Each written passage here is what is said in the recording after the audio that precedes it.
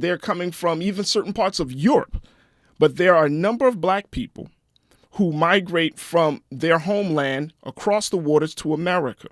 And so when we're having a conversation about immigration and deportation, then I think that we need to keep that as the frame for the conversation. This is not just a Mexican problem. This is not just a Latino problem. This is a problem of humanity. This is a problem that involves real people who are trying to figure out the best way to live their life. So we're going to have a conversation today about immigration and deportation from a black perspective. I'm very excited to have as our guest for this first half of the show, Director of Public Policy, Davon Love. He serves as the political organizer and the Director of Public Policy for Leaders of a Beautiful Struggle, which is a grassroots think tank that advances the public policy interest of black people. It is headquartered in Baltimore, Maryland. And then on the second half of the show, we're going to talk a little bit about education, talk about what's happening with this announcement coming out from Harvard, with the Harvard free tuition announcement. We'll be checking in with my sister, Corinna Denise, about that. But let's get into this conversation as I'm excited to welcome my brother, Davon Love from Leaders of a Beautiful Struggle. Brother Davon, good to connect with you once again. How are you, sir?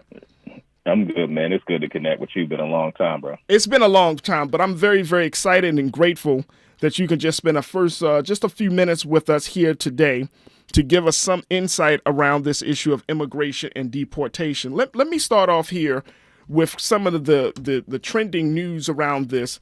Donald Trump, President Trump, however you want to frame him, right, Brother Davon? However you want to call him, man, that's in the White House. President Trump's border czar, Tom Homan, yesterday, he doubled down on the decision to defy a court order that barred the deportation of alleged Venezuelan gang members. This is the big hoopla in Washington right now. Mr. Homan said, "We are going to make this country safe again." This is his words, not mine, folks. "We are going to make this country safe again. I'm proud to be part of this administration. We are not stopping. I don't care what the judges think. I don't care what the left thinks. We're coming." Now, Brother Davon, that is from President Trump's border czar, Tom Homan. Let me go. I'm just setting up this frame so Davon, in the first half of the show, you can go ahead and run with it. Now, that's from Tom Homan. Here's what White House Press Secretary Caroline Leavitt said in a statement in regards to the judge's orders about making sure, and the big hoopla is the fact that Donald Trump sent over 200 Venezuelans to a plane and deported them out the country. Judge Boasberg had put it out there saying that, what are you doing? This is against court orders. But Trump said, he's not thinking about court orders. As you heard his border czar said, we're not thinking about listening to judges. We're trying to do something that's on our agenda, not the judge's agenda. Here's what White House Press Secretary Caroline Leavitt said. She said the judge's orders had no lawful basis and was issued after terrorist TDA aliens had already been removed from the United States territory. This is the press secretary for the President of the United States saying that a judge's order had no lawful basis in deterring what President Trump and Tom Homan and his administration wanted to do with these 200 plus Venezuelans and sending them on a plane. That's from Caroline Leavitt. And then Trump said that the judge who put the order to halt the deportation plan, Judge Boasberg, he said that the judge should be impeached, Davon, that this judge needs to be impeached. And then just this earlier today, Supreme Court Justice Justice John Roberts had put out a statement, a rare statement, because he said for more than 2 centuries it has been established that impeachment is not an appropriate response to disagreement concerning a judicial decision, The normal appellate review process exists for that purpose. We're going to take a quick pause. When we come forward, let's dive deep into it. Let's talk about immigration and deportation and so much more. You're tuned in to my brother Davon Love. I'm your special guest host, Faraji Muhammad. This is the Jesse Jackson Jr. Show. It's afternoon drive time with Jesse Jackson Jr. Only on KBLA Talk 1580. The revolution will not be televised. What's up? It is Killer Mike, also known as Michael Render, and I'm encouraging you to listen to more, not less, of Truth Time with Dr. Cornel West and Senator Nina Turner on KBLA Talk 1580. Group is not a law firm. If you own a timeshare, don't miss this public service announcement from Chuck McDowell, founder of Wesley Financial Group. If you receive an unsolicited phone call or mail piece to discuss selling, renting, or especially canceling your timeshare, don't fall for it. If you really want out of your timeshare, hang the phone up immediately or throw that mail piece in the trash and contact your timeshare resort or Wesley Financial Group for assistance with your timeshare. As the only Inc. 500 timeshare cancellation company, our knowledge, experience, and results has made Wesley a trusted resource for over 40,000 families we've helped get out of their timeshare. Give us a call and I'll send you our timeshare exit information kit free with the straight facts about your timeshare and all of your options for cancellation. Call for your free info kit, 800-511-2112. That's 800-511-2112. 800-511-2112. If you're living with dry age-related macular degeneration or dry AMD, you may be at risk for developing geographic atrophy or GA. GA can be unpredictable and progress rapidly, leading to irreversible vision loss. Now there's something you can do to slow it down and get it going slower. Izervay is proven to slow GA progression. Izervay gets GA going slower. Izervay or avacincaptad pagel is a prescription eye injection used to treat GA. Don't take it if you have an infection or active swelling in or around your eye. Izervay can cause eye infection, retinal detachment, or increased risk of wet AMD. Izervay may temporarily increase eye pressure. Your vision may be impaired after an eye injection or exam. Don't delay. Ask your doctor about Izervay today. Izervay gets GA going slower. Visit Izervay.com. That's IZERVAY.com. Now back to more of Jesse Jackson Jr. on KBLA Talk 1580.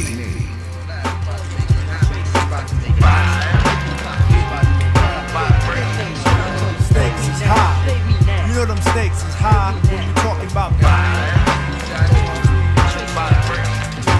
stakes is high. You know them stakes is high. We be talking about stakes is high. You know them stakes is high. The instamatic focal point bringing damage to your burrow. We some brothers from the east with the beats that be thorough. Got the solar gravitation, so I'm bound to pull it. I gets down like brothers are found, ducking from bullets. Gun control means using both hands in my land, where it's all about the cautious living. Man, oh man. The stakes are getting so high. Getting so high. I'm your special guest host, Faraji Muhammad, sitting in for my big brother, Jesse Jackson Jr. This is the Jesse Jackson Jr. Show. And we are just jumping into the mix of things, talking a little bit about immigration and deportation. And I'm really, really excited to have this conversation with my brother, Davon Love, who serves as the Director of Public Policy for Leaders of a Beautiful Struggle, which is a grassroots think tank that advances the public policy interests of Black people, headquartered in the great city of Baltimore. And Davon is going to give us some understanding as the impact of this type of resistance that we see the Trump administration causing to the judiciary branch of the American government. They are moving, Davon, in a way that we haven't seen any president move, especially on such a hot button topic such as immigration and deportation. And when you have not only the president of the United States saying, well, we're going to do what we need to do, but then his guy, his border czar, Tom Homan, doubling down and saying, we don't care about the judge's orders. Then you have his press secretary saying, the judge has no lawful. I mean, this is insane, brother. And you and I, we studied politics for many, many years. But the judge, she said the judge's order had no lawful basis. Talk to me, Davon. Yeah. So, I mean, there's a lot there. I'll start with a few things. One, it's important for your listeners to be clear that crime is generally going down in the United States and in many major cities around the country, Chicago, Baltimore City, Newark. Violence has gone down pretty precipitously. And the reason why I start with that is because the basis of the talking points that conservatives like Trump are using as the basis for this policy and rhetoric is this notion of protecting people from crime. But it's important, and I think there's, because of the nature of the mainstream news media, there's a way for people to be tricked into thinking that there's some kind of crime wave. Yeah. And I think that's one of the things that, Trump, when the election, was able to convince people of, and the conservatives been able to convince people of. So that's the first thing. It's just factually incorrect. Got it. Great point. So they're not.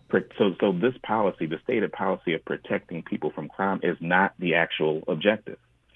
If we harken back to the beginnings of the war on drugs, and we're clear that notions of criminality were attributed to black folks and other folks of color for the purpose of a political agenda, because they're clear that there's a population in the United States, right, white folks, for whom the very presence of black and brown people in the United States is a problem. And if you think about the fact that, the United States is slated in the next 20 years to become majority non-white, right, this animates much of the anxieties of the conservatives, and it energizes their base to hear someone like Trump talk about these so-called criminals as the basis for their political objective, right? So they're politicizing a factually incorrect belief in crime rising for political purposes. And unfortunately, that is a salient political tool, right, for conservatives. Now, to the issue around the judge and the call for impeachment, I think it's important for people to be clear. And I've been frustrated at what I see as the response to Trump's behavior while in office, the short time he's been in office, because he's done everything he said he would do. Which is mind blowing that nobody believed him. Right. And so he is actively engaged in political warfare against the Democratic Party and against those that don't believe what he believes, and his camp is engaged in political warfare. So in many respects, him calling for the impeachment of a judge is predictable given his political activity and the nature of the way that he engages in the larger political arena. And so I think for us, particularly when you think about black people, and this is something that even those of us black folks that are, American-born black folks, it's important for us to be clear that the same rhetoric around criminality that is being used against immigrants is being used against black people. Right? That there's a way that conservatives are going back to their tough on crime, three-structure out. Like, Republicans are clear that for their base, that kind of policy and rhetoric energizes their base.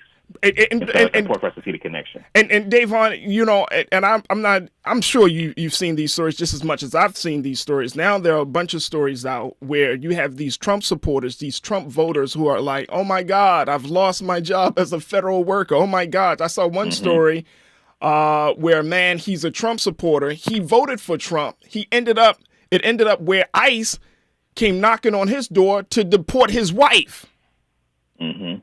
So so putting this into the frame and the context of black people, talk to us about what's the reconciliation that black voters and supporters of Trump would say in a moment like this.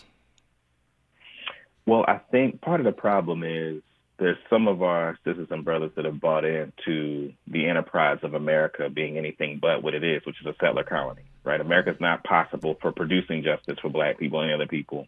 To the extent that justice will be done will be what we make it do. And I think that there are some of our own people who are believers in the mythology of American democracy. And so as a entrance, as price of admission into this fantasy of America, I think many of them are willing to sacrifice our brown sisters and brothers, right, as collateral damage for their desire to be integrated into this larger American experiment. And the tragedy of that is that, for the most part, our people are not going to be, even if this is a moral stance to take, our people are not going to be rewarded to the extent of our suffering in this country, and that we are better served standing with again, our brown sisters and brothers, as it relates to immigration. And to your point, just reiterating the point around many of the immigrants are Black people, right? So these are our family, these are our community. And so again, if they're using that same rhetoric, those same kinds of policies against brown immigrants, immigrants of African descent, immigrants of Caribbean descent, if they're using that against them, inevitably they're going to use that against us, and they're continuing to use that against us. So politically, we are better suited pushing back against the Trump administration collectively, right? In terms of Black people, brown people, other folks of color, we are better suited in pushing back because our interests are more aligned with our immigrant brothers and sisters than they are with the white nationalists that constitute the core of Trump's political project. Wow. I want to make this point, or use this as a reference. Capital B News is one of the great Black-owned news medias that we tap into for some of our trending conversations, stories, and politics. CapitalBnews.org. They put out this fascinating story, Dave Vaughn, that says, for Black immigrants, a second Trump term hits different. Experts say that for the estimated 5.29 million Black migrants living in the United States, the risk of detention and deportation is particularly high. Folks, I want you to check out the story. Again, capitalbnews.org. It's a piece about Black immigrants and how this second Trump term hits different. But there are nearly 5.3 million Black migrants living in the United States. That, Davon, when you think about numbers, and you're a politics guy, so you think about the numbers, that is enough to sway elections. That is enough to create referendums. That is enough to change some serious laws.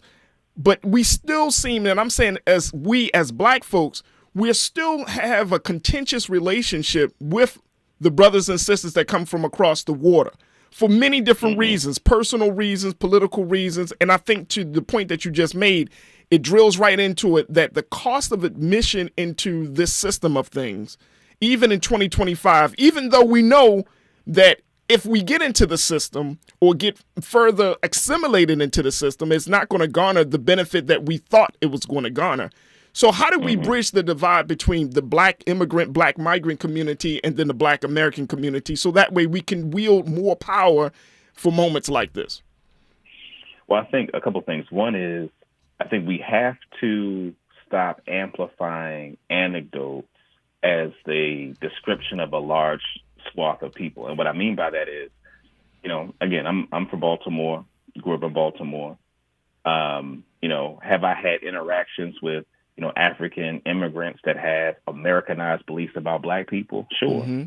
I'm clear that comes from the propaganda that America puts out to the rest of the world that gives them these one-dimensional beliefs about Black people, right?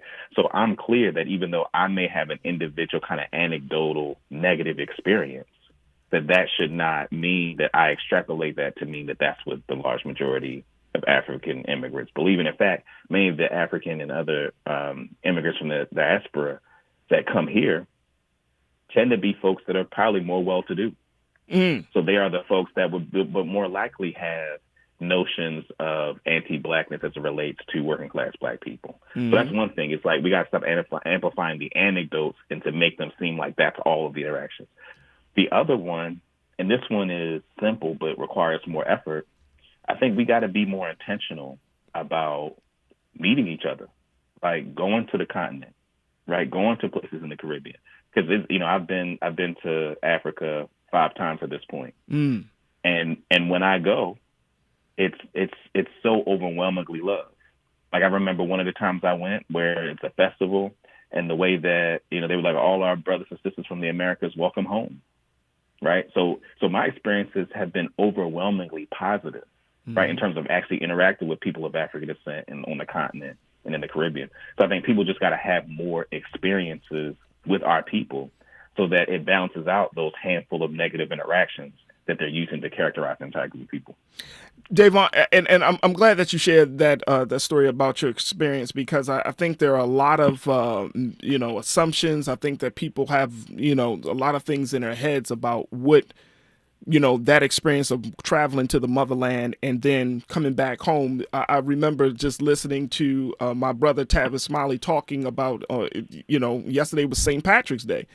But then he was able to pull the history of Frederick Douglass visiting Ireland at that time and spending 4 months in Ireland and then coming back with a renewed sense of commitment, a greater conviction to address the racial issues here in this country. But he was changed. Brother Tavis lifted up Frederick's words saying that he was transformed by that. And so it made me think about what you just experienced, that if our people here on this side of the water were to go across that side of the water, that it can be a transformative process and help us to get a greater understanding. And we got a couple of moments left, Davon. I truly appreciate your analysis on it. But I want to kind of get your take on this. Like, how do we prepare for what may be coming down the pike as we see that this government does not seem to be in any fear of any type of consequences or repercussions around not following judges' orders? This is an unprecedented move where you not just have a president, but also members of his administration who are just staunchly and double downing on, we're not listening to judges. How do we prepare for that as we're talking about black folks and then the black immigrant community in this country? Yeah, I think that I think part of the problem that the Democratic Party has is that it advances a narrative around the danger of Trump, centering it on protecting American democracy, right? And for a people for whom have not experienced the full fruits of American democracy, that's a flat point to make. The point that needs to be made, however, is that black folks are to be solicited to participate in political warfare against someone who is interested in our denigration.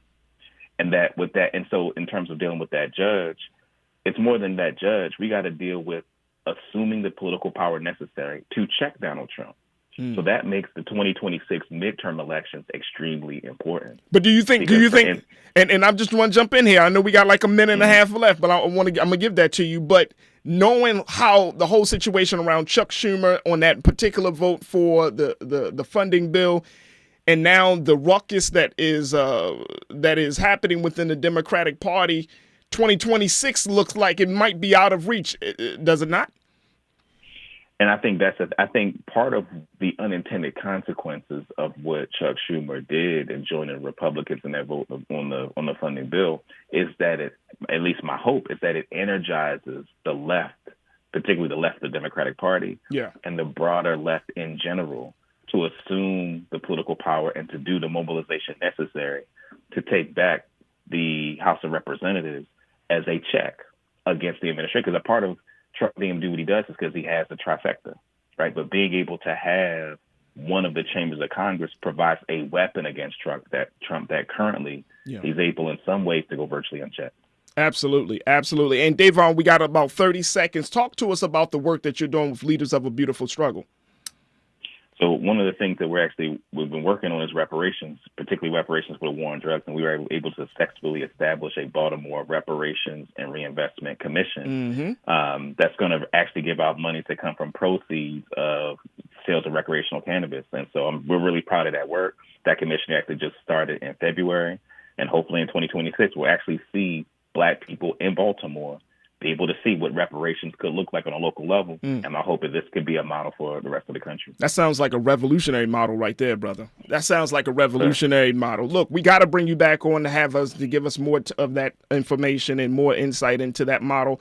But I truly appreciate your time to join us today here on the Jesse Jackson Jr. Show, Brother Davon. Davon Love, Director of Public Policy for Leaders of a Beautiful Struggle, a grassroots think tank that advances the public policy interests of black people. My brother Davon Love, thank you so much for joining us, and we look forward to reconnecting soon.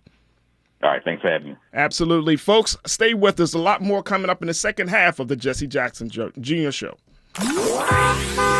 It's Afternoon Drive Time with Jesse Jackson Jr. Only on KBLA Talk 1580.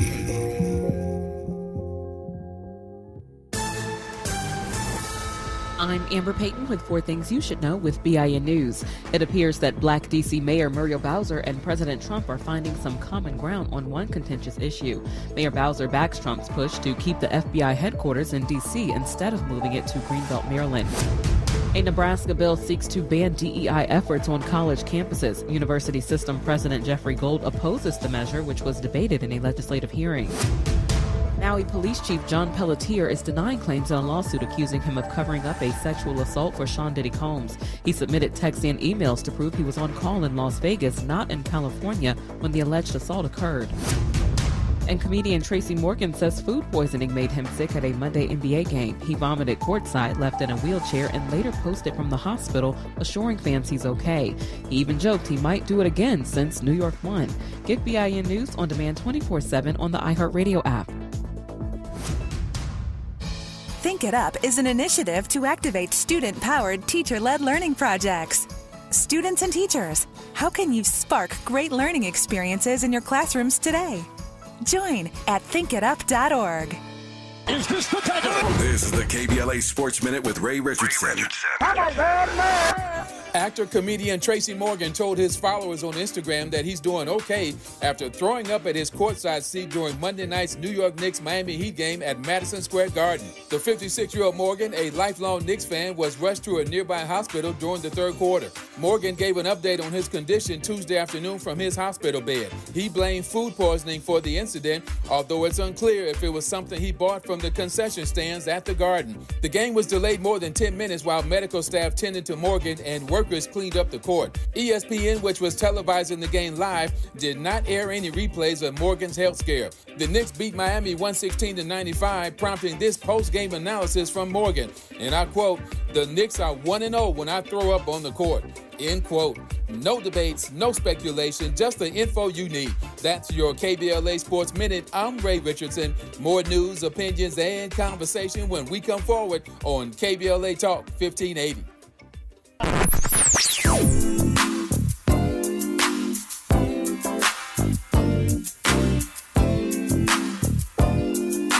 This is KBLA Talk 1580. Talk radio. That's music to your ears.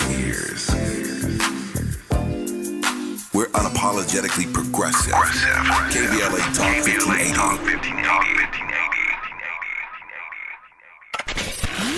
We've got a lot to talk about. Hi, I'm Ray Richardson, your sports connection here at KBLA Talk 1580. Join me and my co-host Neil Scarborough every Saturday night at 7 for Out of Bounds, the show that brings some flavor to the world of sports for 60 minutes. We take you beyond the scores and press conferences. We give you our point of view, the way black folks see what's going down. You can join the conversation and give us your analysis at 1-800-920-1580. Out of Bounds every Saturday night at 7 on KBLA Talk 1580. We've got a lot to talk about. Unapologetically progressive. KBLA Talk 1580. We've got your black. You like your style, though. Stories are power. The Black Land Lost Narrative Archive Project is an effort to collect, preserve, and amplify stories of black land loss.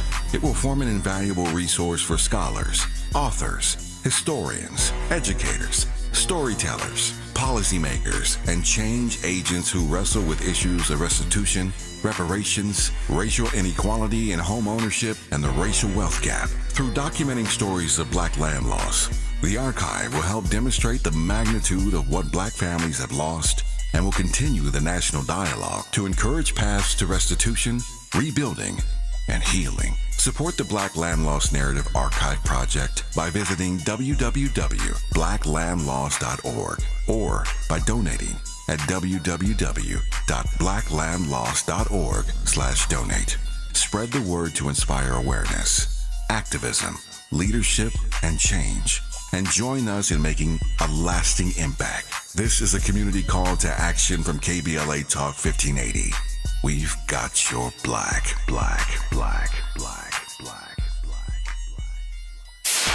KBLA Talk 1580. We've got a lot to talk about. KBLA Talk 1580, connecting you with services and solutions. The Los Angeles Regional Food Bank is on a mission to fight hunger and provide nutritious food to those in need across our community. They partner with federal, state, and local programs advocating for better policies and funding for critical hunger relief programs like Cal Fresh, the Emergency Food Assistance Program, and the Child and Adult Care Food Program. The food bank works with coalitions and local representatives to make sure hunger is addressed in every district of LA County. They also run nutrition education campaigns, raise hunger awareness, and source nutritious food for distribution, all while supporting regulations that allow food pantries to operate safely. Want to help? Visit lafoodbank.org or call 323-234-3030 to volunteer or find a food bank near you. Together, we can ensure that no one goes hungry in Los Angeles County. This is a community call to action from KBLA Talk 1580. You're listening to Jesse Jackson Jr. on KBLA Talk 1580. Do you believe when they say we can't grow? All we are is dealers and gangsters and you believe when they be telling you lie? All on the media, they make the world look crazy to keep you inside. Why you listen when the teachers at school know you a young single parent out struggling? They think you a fool. Give your kids bad grades and put them in dumber classes, killing shorty future. I wonder how do we last it? Underground in their casket, ancestors turning. I'm learning something every day, there is no Lazarus. Words like God is Greek or Latin. So if you study Egypt, you'll see the truth written by the masters. My chilling, getting high, relaxing, envisioning, own it. Yeah, it can happen. What do we own? Not enough land, not enough homes, not enough banks to give my brother a loan. What do we own? The skin on our backs. We rent and we ask for reparations. Then they hit us with tax. It's the Jesse Jackson Jr. Show. I'm your special guest host, Faraji Muhammad. Thank you so much for tuning in. Man, just had a very spirited conversation with my brother Davon Love in the first half of the show, talking about immigration and deportation. Davon serves as the Director of Public Policy for Leaders of a Beautiful Struggle. Make sure y'all check that out at lbsbaltimore.org. They're doing some fantastic work. Now we're going to switch gears from immigration and deportation to education. And I could not talk about education without thinking of my sister, who serves as the president of the Scholarship Plug. And I'm going to let her talk to you about what that is all about. She's also a college advisor, a political activist, and she's a future Esquire. My sister, Corinna Denise. Corinna! Hey, Faraji. How are you this afternoon? How are you today? I'm doing great. How are you doing, my brother? I am good. I am good. First and foremost, for those, before we get into this conversation about Harvard announcing this tuition-free, this big announcement and the creative way that they're trying to work around the DEI controversy. Before we get into all of that, talk to us a little bit more about the work you're doing as president of the Scholarship Plug. What is the Scholarship Plug? Well, thank you. You know, I'm always trying to plug the plug, pun intended. So the Scholarship Plug is a 510c nonprofit organization started by one of my best friends and colleagues, Mrs. Shedley Cassius, who is our Chief Visionary Officer. So we've been around for quite a few years now, since 2018. But the goal of our organization is to provide awareness about scholarship opportunities for students, because surprisingly, Faraji, there's so much money out there that folks just don't know about. So we just want to create an awareness of, you know, letting families and students know that you can get paid to go to college, y'all. You know, there is money out there. You'd be surprised how many organizations will contact us saying, hey, do you have any students? We have this scholarship that has been out for a while now and no one's applying. So we want to connect students to available resources, you know, to transcend and transform their lives and let them know that they have access to higher education and that, you know, the barrier doesn't always have to be finances. There is somebody who's willing to invest in you and support your educational endeavors. So that's why the Scholarship Plug exists, and that's what we're all about. That sounds phenomenal. Sounds amazing. So the work that you're doing is connecting students to resources. And what's the website? I want to make sure we get that out first before we jump into the hot and heavy conversation. Yes, of course. It's simply scholarshipplug.com.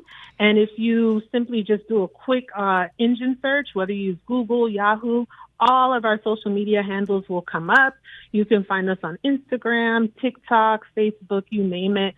We definitely have a large social media presence. So students and families can follow us at Scholarship Money for Students on Instagram to get all the updates, subscribe, and get our monthly scholarship bulletin for free so that you know what opportunities are available for you to get paid to go to college. Absolutely. This is a fantastic organization that's doing some fantastic work. And again, connecting student to resources to make their college dream come true. So we're excited about that.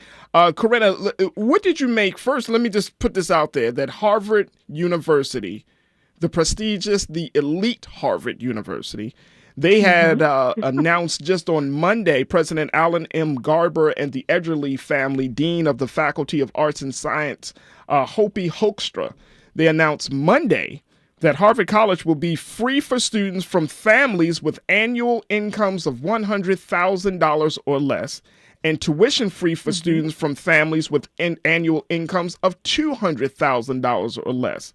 Now, this is a significant expansion of their financial aid, which begins in the 2025-2026 academic year, and it will make Harvard more affordable. According to their publication, the Harvard Gazette, it says it will make Harvard more affordable to more students than ever, especially from middle-income families. Let me just throw this out there, and Corinna, I'll let you kind of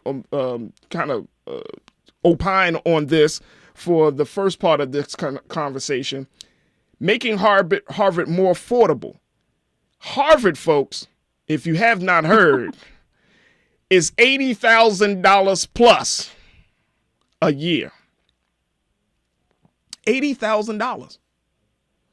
So when you're talking about an opportunity like this, Corinna, what do you make of this announcement? Because this is a very creative way for the institution that has been in the spotlight because of the dismissal of Claudine Gay, the first black woman president of the school.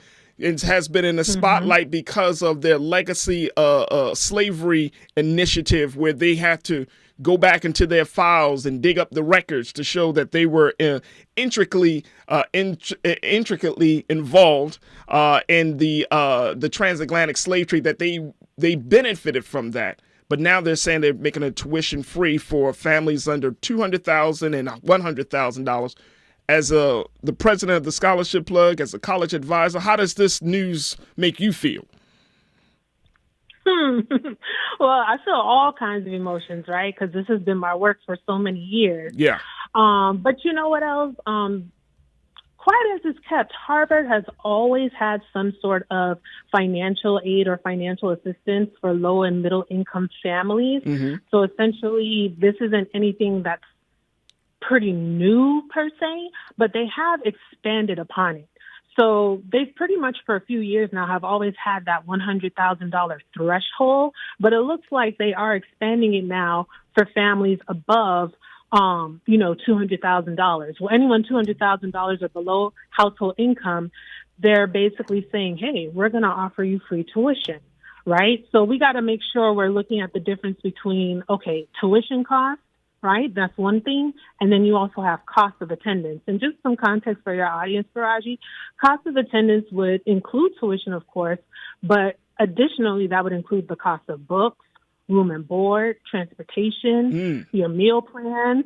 What if you need other, miscellaneous materials, right? A laptop or whatever for school. So that's what the cost of attendance would be. So that threshold of $100,000 family income, basically they're saying the cost to go to Harvard is free. It's going to cover all of those expenses that I just listed, right? The full cost of attendance. Health insurance is needed. A lot of universities require you to have health insurance, whether you provide proof that maybe you're on your parents or you have to purchase the schools. Now, with the $200,000 threshold, however, it looks like they're just offering tuition. But to your point, Faraji, considering all the things that we've seen roll out within the past couple of years, right, especially a big one with the Supreme Court overturning affirmative action a couple years ago, right? How does this play into this? Now, is this the impetus for them to expand their financial aid programs? So I, as a college advisor, I will be honest with you, I am kind of side-eyeing that, like, right. That's an interesting point because while they're offering additional aid, unfortunately, with the overturning of affirmative action, we do see some changes in the admissions data, right? Nothing that's significant, but there's still a change.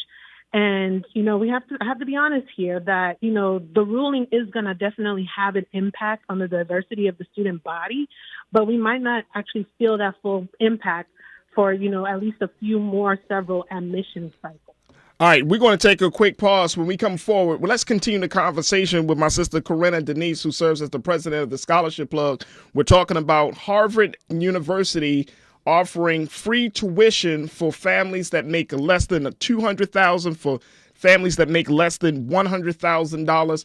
We're going to continue to talk about this because, Corinna, I got to pick your political activist brain and say, is this a little bit of part of white guilt? Are they trying to wash off some old remnants of back in the day? We'll have that part of the conversation. Stay with us. It's Faraji Muhammad, your special guest host here on the Jesse Jackson Jr. Show. While you're stuck in traffic, we can at least bring you up to speed on the news of the day. You're listening to Jesse Jackson Jr. only on KBLA Talk 1580.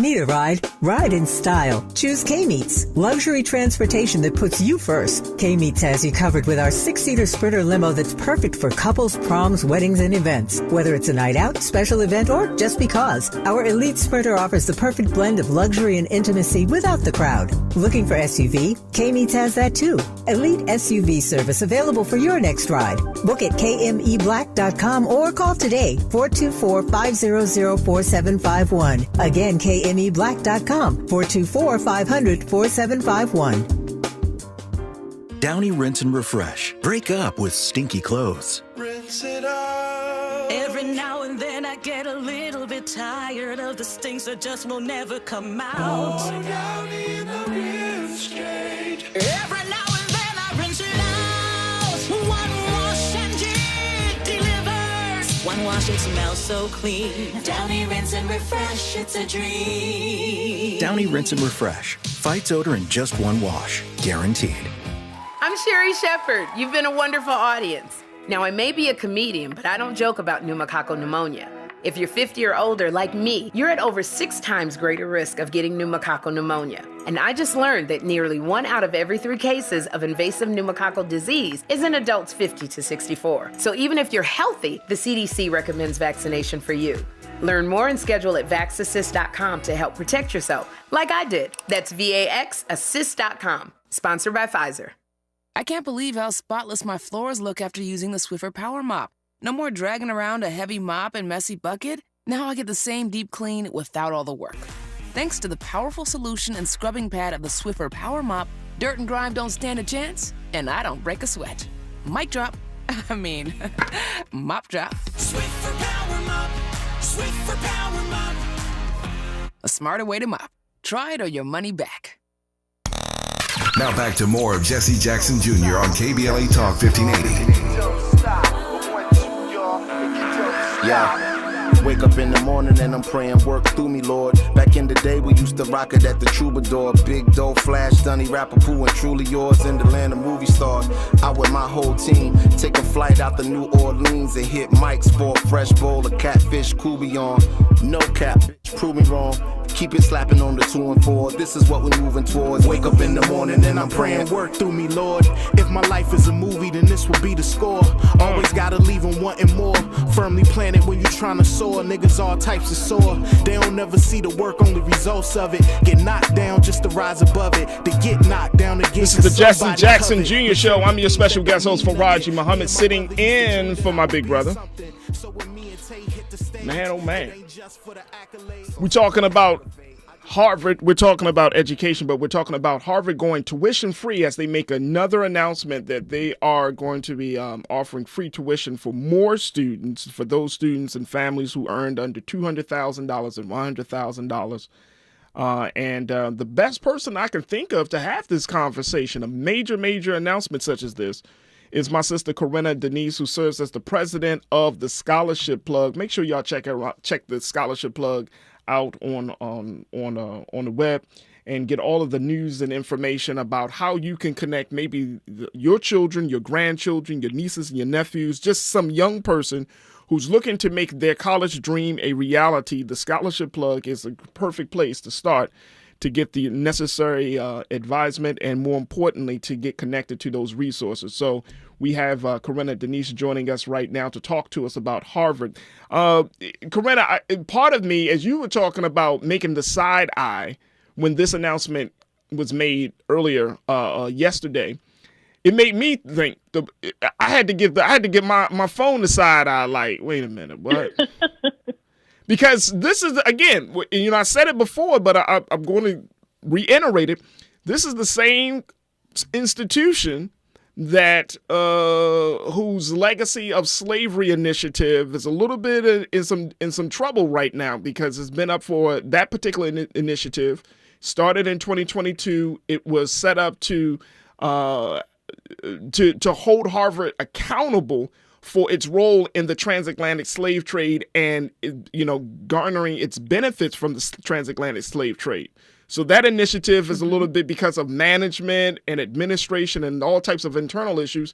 That particular initiative seems to be, standing on shaky ground right now. But then we also know that Harvard and other Ivy League schools have been in the crosshairs of the President Trump and his administration around everything from affirmative action to DEI. So now Harvard has trying to figure out, look, man, we need some more color on the campus. We need to figure out how to make this thing work, and they have to be creative. Another school that is in the same boat, the University of Pennsylvania, they announced last November that it would offer free tuition for students from families making under $200,000.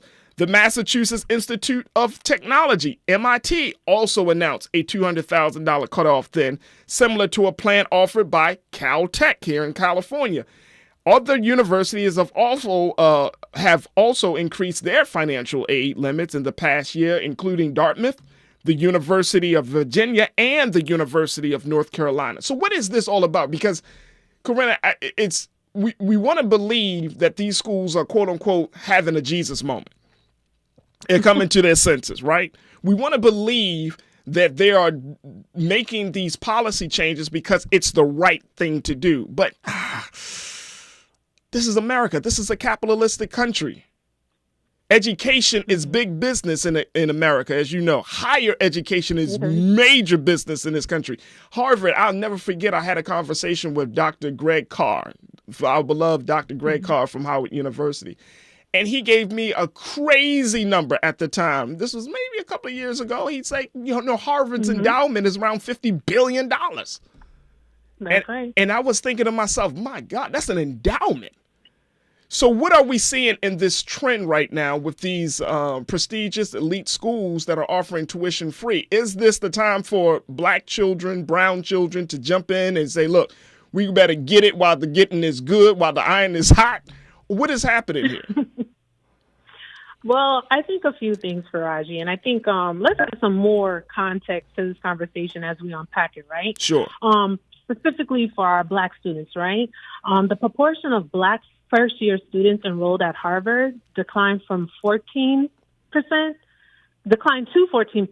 from 18% the previous year.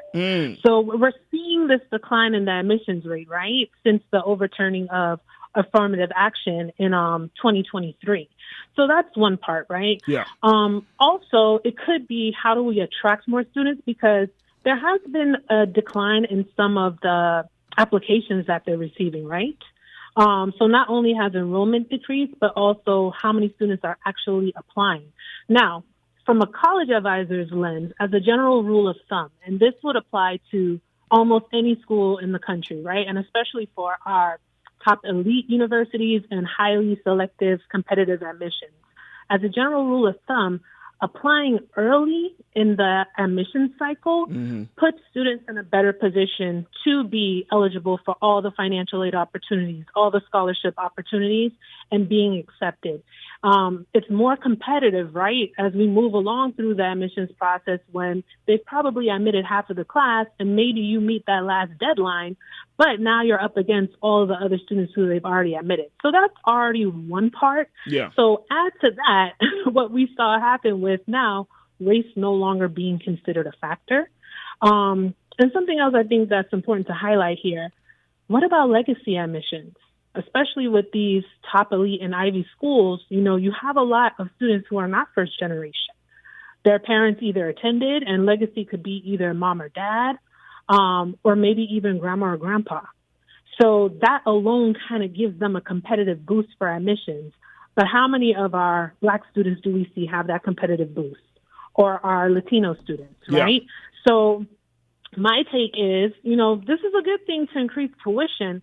But again, unfortunately, the reality is with affirmative action being overturned, it has made it even more competitive for Black students, Latino students, just students of color, right? Yeah. Unlike traditional white students, legacy students who are applying to these universities.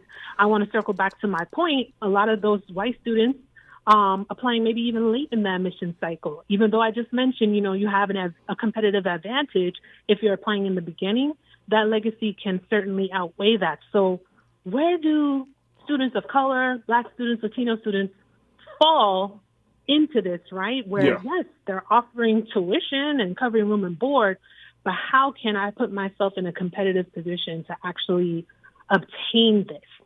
So, already we got to be twice as good. Yeah. What is this going to look like moving forward? Absolutely. Absolutely. And here's my other concern, because just as much as this is a financial decision, right? I mean, again, this is a good, this is a major announcement. It's if you qualify, you can really take advantage of this. But, Corinna, this was on the outside. On the inside, do you think the culture of Harvard is ready to accept Black students, Latino students that are from working class families? Is the culture of Harvard ready to adjust their curriculums to include so that these students can see themselves in the curriculum? Is the culture of Harvard one that where misogyny and white supremacy is not at the forefront, is not on the chalkboard when these Black and brown students walk into these classrooms? That's the concern that I have. Does that concern you as well? Well, it's always concerned me. Doing this work for almost 20 years has always concerned me. Yeah. But to be honest, in my view, I don't think they're ever ready. It's just a matter of, are they willing to deal with it? And sometimes they just have to deal with it, right? Because these students have always existed. Now, with this new and brand new announcement of increasing affordability for middle-class families, as Harvard is framing it, there could be more students who kind of fall into this threshold, right? So an increase from what they've always traditionally seen. So it's not as if these students weren't already there, but it sounds like, or at least it's appearing that they're going to increase access and how many students would actually be at Harvard. So are they ever really ready? I don't think so, Faraji, but it's just a matter of they're going to have to be prepared and deal with it. But again, it's just that overturning of affirmative action, that's that gray area. Like, who's actually going to have access? And we'll kind of have a better idea, I would say probably maybe sometime next year or the year after that, when we have some data to look at the admission cycles and the students who have actually been awarded or who are applying that fall in the threshold of being able to receive this financial aid of cost of tuition or cost of attendance as a whole. But are they ever truly ready? No, but we're there. And especially for our students of color, you just find your group. I remember former First Lady Michelle Obama, she talks about being at Princeton in her first book, right, Becoming, and how she had to find her clique of the Black folk at Princeton, who she would be with to make sure that she kind of had like a safe haven, because she did understand, I'm here, but I need to have a space that can help me navigate through, racism and sexism and all the other, challenges that come with being Black at a university, especially at Ivy League. Absolutely. And as the old saying goes, Corinna, if you ain't ready, you better get ready. Because we coming. because we coming right there. Corinna Denise, my sister, I appreciate you so much. Folks, her organization, she serves as the president of the Scholarship Plug. Check them out online at thescholarshipplug.com. Again, that's thescholarshipplug.com. And Corinna, it's always a pleasure to reconnect with you and talk to you about these issues. Thank you so much for joining us here on the Jesse Jackson Jr. Show. Same here. Good to be with you always, Faraji. Absolutely. Absolutely. All right, folks, that's going to do it for us. I thank each and every one of you. Make sure you follow us online. Make sure you follow Brother Jesse Jackson on all social media platforms. And God willing, you'll have that man back in the chair tomorrow for another exciting edition of the Jesse Jackson Show. I'm your special guest host, Faraji Muhammad. Thank you so much for tuning in. Peace. KBLA 1580 Santa Monica. I'm Amber Payton with 4 Things You Should Know with BIN News. It appears that Black D.C. Mayor Muriel Bowser and President Trump are finding some common ground on one contentious issue. Mayor Bowser backs Trump's push to keep the FBI headquarters in D.C. instead